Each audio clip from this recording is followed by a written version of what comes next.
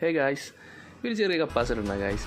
ഈ ഒരു ചെറിയ കപ്പാസിറ്റർ കാരണം നമ്മുടെ ഒരു ഫോണ് ഫുള്ളി ഡെഡായിപ്പോയി. ഇത് വേണ്ട, ഇത് റെഡ്മിയുടെ 13C 5G എന്ന് പറഞ്ഞ മോഡലാണ്. അപ്പോൾ നമുക്കിത് ശരിയാക്കാൻ വേണ്ടി ലെസ് ദാൻ ഒരു 2 minutes നമുക്ക് എടുത്തുള്ളൂ.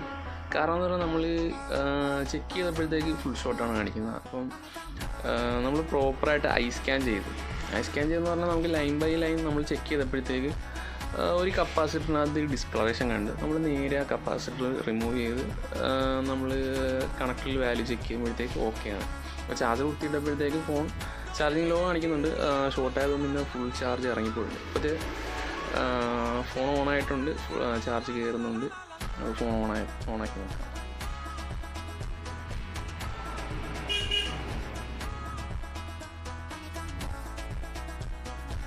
അപ്പോൾ ഗായ്സ്, ഈ ഫോണ് റെഡി ആയിട്ടുണ്ട്.